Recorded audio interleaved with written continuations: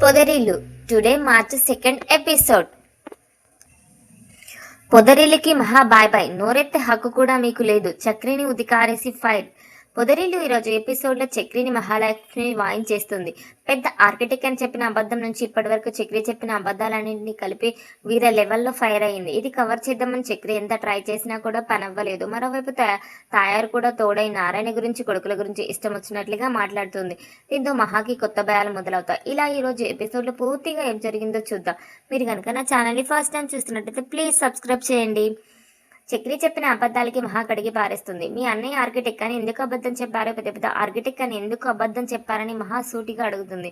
అన్నయ్య ఆర్కిటెక్టే కదా అని చక్రి కవర్ చేయబోతాడు. సరే అయితే పదండి, మీ అన్నయ్య ఆఫీస్కి వెళ్దాం, అక్కడ తీసుకెళ్లి చూపించండి. ఏమైంది, పాదాలు కదలడం లేదా? పెద్ద ఆఫీసు చొబ్బిద్దరుగాని రండి అని మహా అంటుంది. అంటే అన్నయ్యకి ఆఫీస్ అంటే ఏం లేదని చక్రి అంటాడు. ఇంకొక అబద్ధం చెప్పకండి, నాకంతా తెలిసిపోయింది అంటుంది. మా అన్నయ్య ఆర్కిటెక్ట్ కాదన్న వాళ్ళే మీకు అబద్ధం చెప్పుంటారని చక్రి బుక్కాయిస్తాడు. అవును, సాక్షాత్తు మీ అన్నయ్య నిజం చెప్పాడు. ఆయన మేస్త్రిగా పనిచేసే సైడ్కి తీసుకెళ్లి నేను ఆర్కిటెక్ట్ కాదు మేస్త్రిని అని నిజం చెప్పారు. మీరు ఎందుకు ఈ అబద్ధం చెప్పారు? ఎందుకు ఒక ఇంటర్వ్యూ ఏర్పాటు చేసి నన్ను ఏమార్చారు? మీ ఇంటి గురించి, మీ ఇంట్లో మనుషుల గురించి ఇన్ని అబద్ధాలు చెప్తారా? మీకు అబద్ధం చెప్పడం ఒక సెంటిమెంటా? ఇది అబద్ధం చెప్పడమే కాదు, మోసం చేయడం కూడా అని మహా గ్యాప్ లేకుండా ఇచ్చి పడేస్తుంది. అప్పండి, ఇక చాలు. ఒకడు ఒక అబద్ధం చెప్తే ఏదో సాధిస్తాడని, దాంతో ఏదో సంపాదిస్తాడని అనుకోవడం పొరపాటు. మీ అబద్ధం చెప్పి నేనేం సాధించానండి? ఏమైనా కోట్లు సంపాదించానా? ఏదో ఒక రోజు అబద్ధం బయటపడుతుందని నాకు తెలీదా? ఎందుకు చెప్పాను అనేది తర్వాత చెప్తాను. నేను మా అన్నయ్య ఆర్కిటెక్ట్ అని చెప్పింది మీ ఊర్లో ఉన్నప్పుడు. అప్పుడు మీరెవరో నేనెవరో.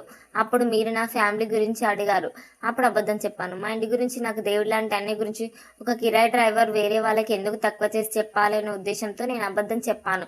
మా నాన్న తాగుతాడంటే నా గురించి మీరు ఎంత చీప్గా చూస్తారని చక్రి వాయించేస్తాడు. చాపండి, తల తోక లేకుండా మాట్లాడతారేంటి అని మహా తిడుతుంది. ఎంతోమంది కస్టమర్లు నా కారు ఎక్కుతారు, అందరికీ మా అన్నయ్య మేస్త్రి అని ఎందుకు చెప్పాలి? అబద్ధంలో కూడా అంత ఎత్తు చూడాలనుకోవడం అత్యాస. ఇంత విశాలమైన మనసు నన్ను ఇంచి చీప్గా చూస్తారా అని చక్రి అడుగుతాడు. తొక్కేం కాదు, కాపండి. సరే, మా ఊర్లో నేను పరాయిదాన్ని, మీరు కిరాయి డ్రైవర్, ఓకే. కానీ తర్వాత నేను మీ ఇంటికి వచ్చాను, ఇక్కడే ఉన్నాను, బిత్తరపైన అడుక్కోకుండా మూసుకొని ఉన్నాను. మరి తర్వాత ఎందుకు చెప్పలేదు? మీరు పుట్టించిన అబద్ధాన్ని ఎందుకు ఇలా పెంచి పోషించారని మహా నిలదీస్తుంది. మా అన్నయ్య గురించి మీకు చెప్పిన అబద్ధం గురించి ఆలోచించి నిజం ఎలా చెప్పాలో అని ఆలోచిస్తూ వచ్చానని చక్రి అంటాడు. అబద్ధం చెప్పడానికి ప్రిపేర్ కావాలి, నిజం చెప్పడానికి ఎందుకు అంటుంది. ఇప్పుడు చెప్తున్నాను, మా అన్నయ్య ఆర్కిటెక్ట్ కాకపోయినా నేను ఆయన్ని తక్కువ చేసి చెప్పలేను అంటాడు. అప్పటి దయచేసి వదిలేయండి. ఒక అబద్ధం దాచడానికి 1000 అబద్ధాలు చెప్పారు. ఇక నుంచి మీరు ఏం చెప్పినా నమ్మను. ఇక నాకేం చెప్పడానికి ట్రై చేయకండి అంటూ దండం పెడుతుంది మహా. మీకు ఇష్టం వచ్చినప్పుడు నేను తోడుగా ఉన్నాను. నేను ఎలాంటి వాడినో మీకు తెలియదా? నేను మంచివాడినని అంటాడు. అబద్ధం అని మహా అంటుంది. ఇక రోడ్డు మీద ఉన్న ఆటో ఎక్కుతుంది మహా. మరోవైపు కేశవ్ ఇంటికి రానే మహాచక్రి వెళ్ళి ఇంటర్వ్యూ సంగతి అడుగుతాడు. దీంతో కన్నా విషయం చెప్తాడు. అప్పుడే మాధవ్ ఇంటికి వచ్చి మహా ఇంకా ఇంటికి రాలేదా అని అడుగుతాడు. అదేంటి అన్నా, నువ్వే మహాని తీసుకెళ్లావంట కదా అని కేశవ్ అంటాడు. అవును రాని అని ఇలా నేను ఆర్కిటెక్ట్ కాదన్న విషయం చెప్పాను మహాకి అని మాధవ్ అంటాడు. పెద్ది అని ఆప్యాయంగా పిలిచింది. నేను కూడా నిజం దాచానని బాధపడిందా? ఈ ఇంటికి ఉన్న శాపమే మన ఇంటి మహాలక్ష్మిని దూరం చేసిందా? చక్రి కాపురం నిలబడదా? మహాలక్ష్మి తిరిగి రాదని మాధవ భయపడతాడు. ఇంతలో చక్రి ఇంటికి వస్తాడు. మహాలక్ష్మి ఎదురని మాధవ్ అడిగితే ఇంటికి రాలేదని చక్రి అవాక్కవుతాడు. సరే, నేను వెళ్ళి వెతుకుతాను. చక్రి బయలుదేరుతుంటే మేము వస్తామని మాధవ అంటాడు. అవసరం లేదు, నేను వెళ్ళి వెతుక్కుంటా, ఇప్పటివరకు చేసింది చాలని చక్రి విసుక్కుంటాడు. మరోవైపు చక్రి మొత్తానికి చాలా చోట్ల వెతుకుతాడు. అయితే మహాగుడిలో కూర్చొని ఉంటుంది. చక్రికి ఫోన్ చేసినా కూడా కట్ చేస్తుంది. ఇందులో మహాని గుడిలో తయారు చేస్తుంది. ఇదేంటమ్మా ఇక్కడ కూర్చుంది, ఏదో అయినట్లుంది. దేవుడా, నా శాపం తిరిగి కొడుతుందా అని తాయారు మహా దగ్గరికి వెళ్తుంది. ఆ దయాల కుంపలో మనశ్శాంతి లేక ఇక్కడికి వచ్చి కూర్చున్నావా?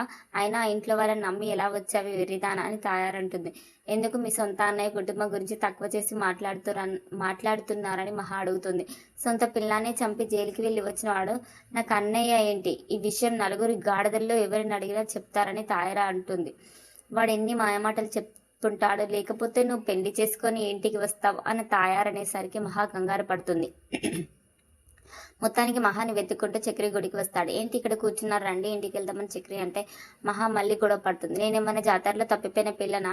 అమ్మో, జుట్టు పులిగాడికి వేపకాయంత వెర్రి ఉంటే మీకు తలకాయంత ఉంది, అయినా నాకు ఉద్యోగం గురించి ఎందుకు అబద్ధం ఆడాలని మహా అడిగేసరికి చక్రి కోపం వస్తుంది. అసలు ఇంటర్వ్యూ నిజమో కాదో మీరే చూడండి అంటూ తన ఫ్రెండ్కి ఫోన్ చేసి స్పీకర్లో మాట్లాడతాడు. చక్రి అడిగేసరికి వాడు కుప్పం ఉంచుతాడు. మహాలక్ష్మిని ఇంటర్వ్యూకి తీసుకురావడం ఏంటి, ఆవిడెవరు అని గాలి తీసేస్తాడు. రే అదే రన్న భార్యని తీసుకొచ్చాను కదా అని చక్రి అనగానే మహా కోపంగా, అంటే వాడికి అర్థం కావడానికి అలా చెప్పానండి అని చక్రి అంటాడు. ఇంతలో ఎరా ఇంటర్వ్యూ అరేంజ్ చేసావా, అర్థమైపోయింది ఆ అమ్మాయికి, ఇది పేరుకే ఇంటర్వ్యూ, ఉద్యోగం ఇవ్వక్కర్లేదు చెప్పావు కదా అని ఫ్రెండ్ అంటాడు. ఆ మాట వినగానే మహాకి ఇంకా కోపం వస్తుంది. చక్రి ఏదో కవర్ చేయబోతుంటే నోరెత్తే హక్కు కూడా మీకు లేదు. అసలు ఈ అబద్ధాల కూరని ఎలా నమ్మాను, ఇలా ఇంత దూరం వచ్చాను, అసలు ఇక్కడ ఏం తెలుసుంటే నేను మీతో వచ్చేసి ఉండే దాన్ని కాదు అంటుంది.